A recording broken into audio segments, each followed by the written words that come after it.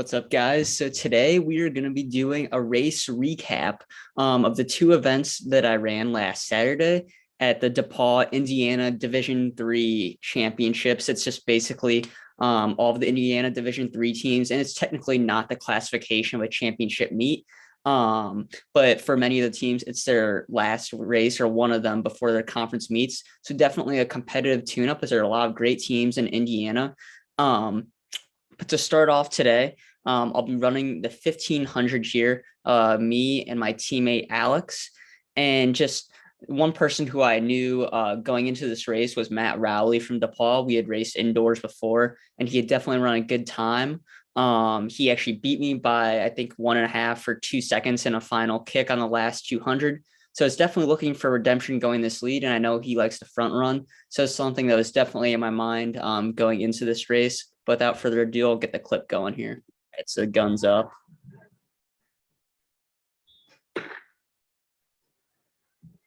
And the men's 1500-meter section 1 is off. So definitely being careful as far as getting out. Don't want to get tripped. A little bit of jostling there, but I'm in a good position right now.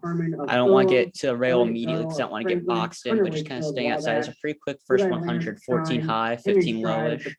And as I was stating earlier, that's one of my top competitors, Matt Rowley, out there taking the lead, giving him about a meter gap here as we go through 200.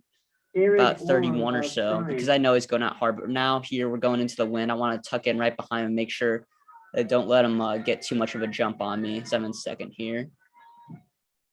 Matt Rowley of DePaul with the early lead here in the first 300 meters. 300 for Matt and 47.5, probably about 48 for me. Single files, it's a pretty hot pace.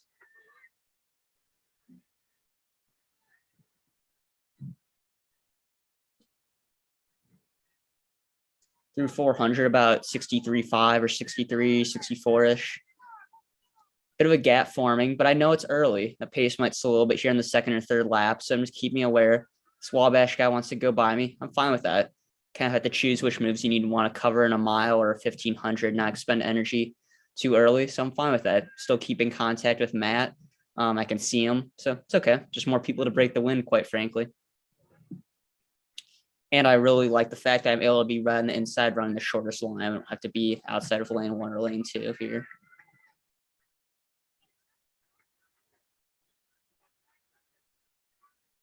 Matt Rowley continues to lead. Bit of a gap there, starting to open up, but nothing crazy. Just giving him a couple meters, about 700 and 153. It's about 210 pace for the full 800. That's the pace I've been doing in workouts. I ran a workout a couple weeks ago where it was 800, 700, 600. I ran 210, 153, and then whatever 210 pace is for 800 for 600. But through the actual 800 there in the race in 210.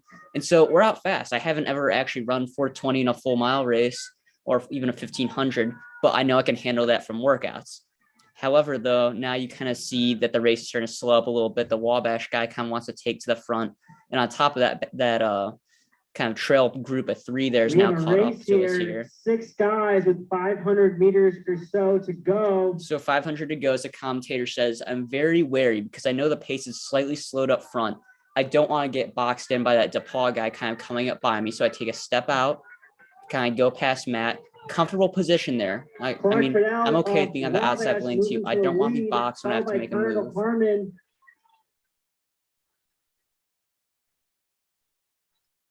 3 flat at 1200.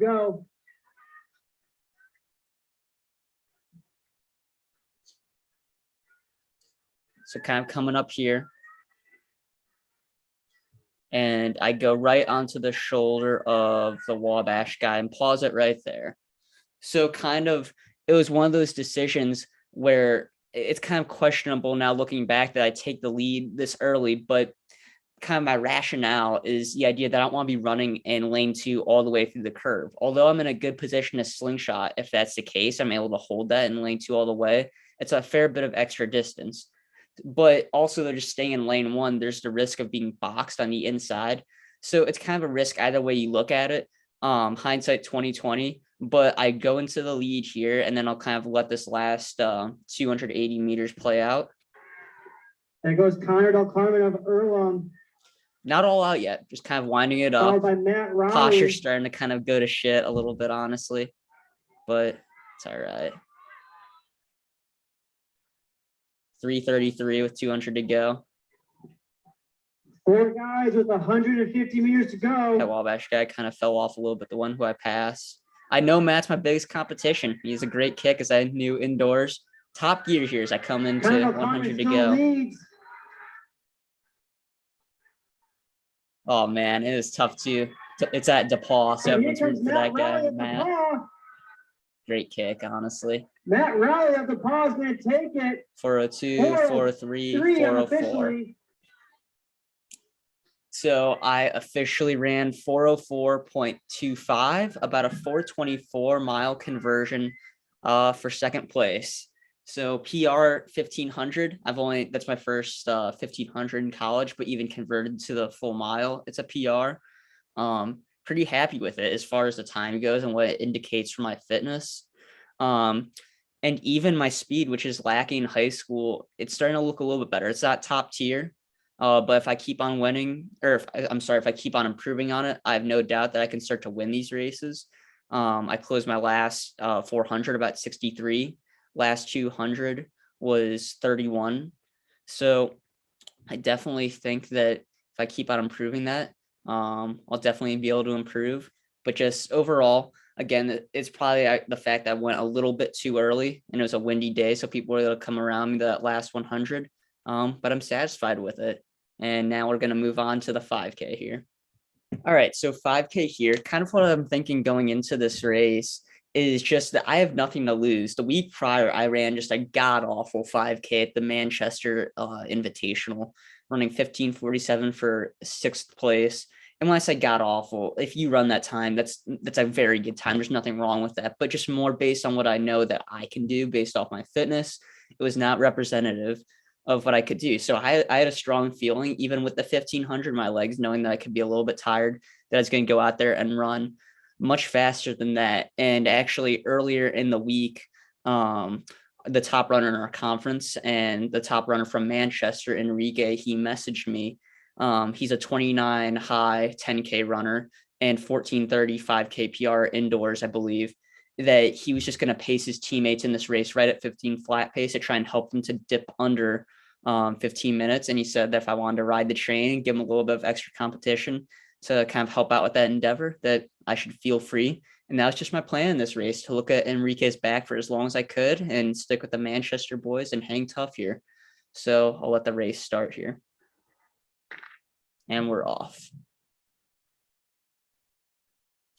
Big field here. I'm in the top waterfall. 29 somewhere out there. 5K is under 29 entries is what the commentator just said.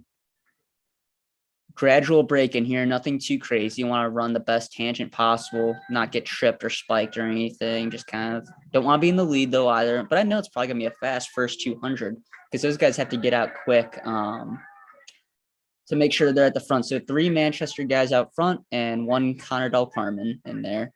About 34 seconds for the first 200. Camera doesn't always move here, but super strung out now. Just sitting behind that pack, just let him do the work. The wind's kind of picked up considerably since the 1500. And at this point, my legs, they honestly feel great. Like, although I have that event from earlier, my legs, this is a relatively slower event. Camera won't stick with us all the way out here, in a quick but I have some pace. splits here that my coach the whole gave me. field through at about 75 seconds. Up front was about 69 seconds. As a commentator said, right on. My coach had me at 69.6 through 400 meters in 4th place, roughly. Come up to 600 here in a second. Just tucked in there, right behind the Manchester guys. That tall guy kind of wants to come up on my shoulder a little bit. Feeling pretty relaxed, honestly. So Enrique's goal in this, when he told me, is that just he wanted to pace as evenly as possible to help out his teammates. And so kind of going at 69.6, it's a little bit quick, necessary because you need to get into the lead around this 29-person field. But definitely it might cause the pace to ping pong a little bit here. And so looking at my second 400-meter split, I was 75.2 to go through 800 in about 2:24. So that's right on pace for 15 minutes. Because for 15 minutes, for the leaders, the mile pace is 4:48. That first 800 meters. Commentator said Enrique went through 2:23, so I was 2:24 right there. Just again, all about staying relaxed, especially this early. So that tall guy, I just let him kind of go ahead. But I don't want too much of a gap to form. Kind of going wide there. I go around him there to get tucked in with those guys. And I was surprised a little bit. I understand the idea of changing leads, but the Manchester guys seemed a little bit excited kind of, and at least behind Enrique. They were actually clipping each other a little bit, I noticed. But through the K and 3 flat, exactly 15-minute pace. This lap will be a 71. So I think Enrique just wanted to balance it out a little bit after dropping the 75 there. I'm just kind of sitting in that pack still. Tucked in right there on the inside next to Connor Havens, I believe. Good name, by the way. Enrique still leading. Not much has changed, honestly. There's just like the commentator said a little bit earlier, there's a breakaway pack of about 8. So it'll be out of sight, but my opening 1,600-meter split, 4:48 is exactly 15 flat pace. We're 4:47.2 for another 71-second lap. So just clicking them off, super smooth. At this point, I'm feeling really good, honestly. The legs haven't hit me yet. Carmen Erlum moves into second.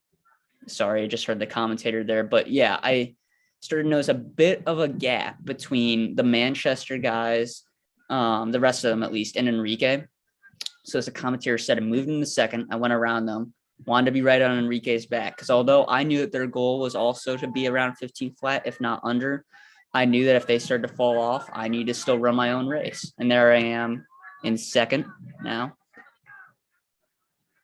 So again, just looking at Enrique's back. And unfortunately there, Thomas, he's starting to fall off that, Thomas Richardson, he's starting to fall off that lead pack a little bit. Didn't have his best day, but he's a super good runner. He's beaten me so many times. Indoor mile at DePaul, indoor conference championships 3K. So actually all the Manchester guys beat me in that to get me one spot off the podium, but definitely a good runner. He'll be back. But there's a better view now. Just nice. The camera's actually following us around now. Just looking right at Enrique's back is the goal again. So we come through 2K here, and let's see what the split was. 5:59. So absolutely perfect. Another 71. Wind, as you see on the flags up there in the field goal poster, and just absolutely go nuts. So it's nice to have a big target right there. Big windbreaker, rather. By the way, I don't know if I've said it yet, but just super kind of Enrique to be such a good pacer, even if it was more intended for his own teammates, but just it's probably the main reason, honestly, I got to 15:10, which ended up being the school record.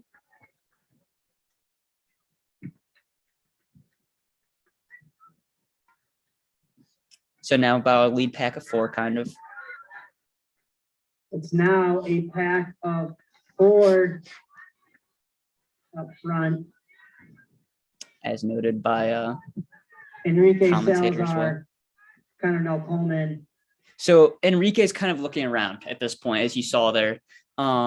His goal again was to pace his teammates. So at that point, he's probably kind of like wondering what's going on. I have 3 guys from other teams behind me. So as we kind of come by here, 2,400, let me see what the split was on that. Another 71 high for 710 through 2,400. So Enrique's coach, as he went by there, he basically said something to the effect of drop a bit of a surge in, because we're not just going to be pacing people who aren't from our team, rightfully so. And so, yeah, he's starting to open it up a little bit here. And this is kind of when the race starts to get tough, quite frankly. Coming to 3K here. 8:59 at 3K. 3K 9 flat for me. Again, perfect right on 15-minute pace. Here. In sync with the commentator. Easy. And Enrique puts in a little surge here to break up that 4. Like I said.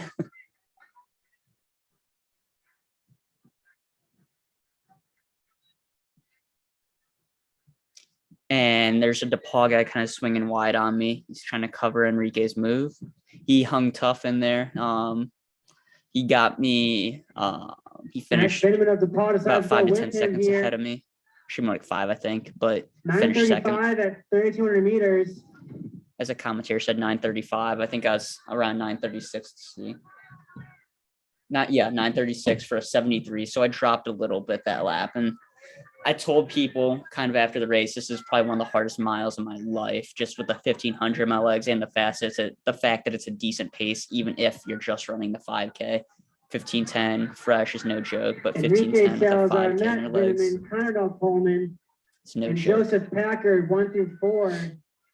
At this point, I kind of don't really know exactly how close the guy behind me is. Sorry, Jacob Kislin in second. My I'm apologies. solely looking to the DePaul guy in front of me because I know that's my ticket to the school record. So under 15:11.17, which is the old record.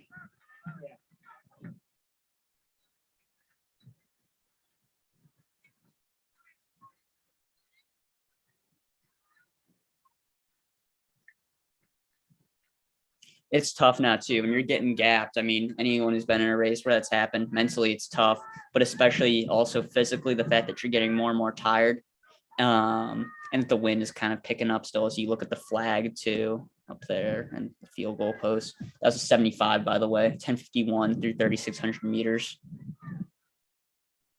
I'm hurting too. You can tell by the kind of like forward lean, like chariot that Kenyan 1,500 meter runner, except for it's probably a bit of a larger aerobic engine than I do. As the camera pans to Enrique, they're kind of breaking away. Enrique Salazar continues to lead here. With 3 laps to go for the leader. For Enrique, this is more or less a threshold run because again, his 10K PR is 29 high, 29:40s, I believe. So like him running, I think his finishing time was 14:57. That'd be like me just going out there and running like a 16:05 to 16 flat 10K or 5K, excuse me. So not as challenging. In the backstretch, it's Enrique Salazar. That's a paw guy too. Is hanging tough. Kisling Jacob Kislin is what his name is, according to the commentator. Carmen of Earlham, followed by Joseph Packard of Trine.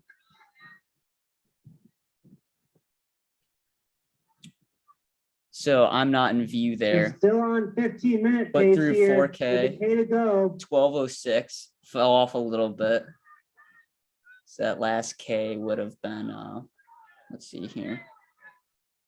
That was 9 flat, 3K. So that was a 3:06. You can tell 1K when the split. race gets exciting when Corey 75-second 400 meter split.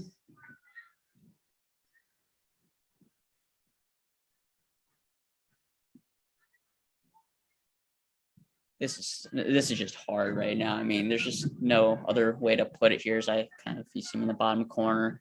I mean, I'm just exhausted at this point. 700 meters to go. The only thing that's keeping me going is I know at this point that kind of under 15 minutes out of the cards, but I know that school record is still 15:11 is still in reach. So I'm just keeping it going. There's my teammate Alex running across the field. All of the Earlham folks are just really keeping me going in this race. The home stretch was going nuts, and super thankful to all of them, my coaches, Shane and Nate, and just really everyone who helped to get me through this.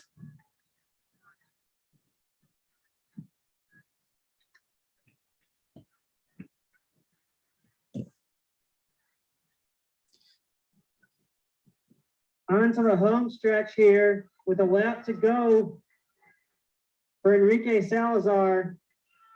Yeah, just a threshold run for him. He definitely looks comfortable. Way more comfortable than me, flailing and a massive forward lean. He'll need a 75-second last lap to break 15. That's easy. He's been running every single lap under 75. Jacob Kisling needs a 68 to break 15.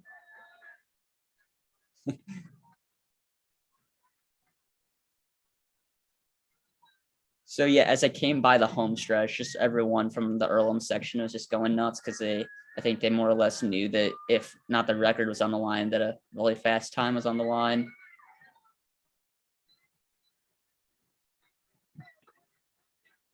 $200 meters to go for our leader. 14:22.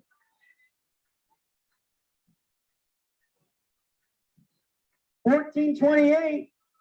So I ran a Kissling. 75 there. Again. I believe about a 36 then for the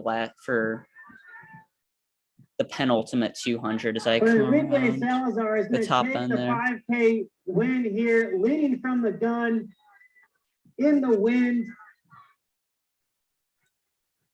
If you listen closely, you can hear people kind of getting 14:57 excited. unofficially. There's Jacob second Kissling, place right there. 15:04 unofficially. So 6 seconds ahead of me. There's me charging down the home Carmel stretch. Carmen in third. That guy was coming for me. 15:10.2, new school record. Closed the last lap in a great number, 69. 36 second for the first 200 and closed the last 233. Hey guys, what's up? So just finishing up editing here in CST, Center for Science and Technology at Earlham. Thank you guys for watching, and I really hope you enjoyed. I really think that these two races from last Saturday have made a good track towards conference. We're going to be sitting out, when I say we, I mean the Earlham distance team, for the Mount St. Joseph meet this coming weekend in hopes of getting a little bit more training and some rest in. But I really think that we're on a good track, and thank you guys again for watching, and thanks to everyone who supported me during the race, and I'll see you guys next time. Bye-bye.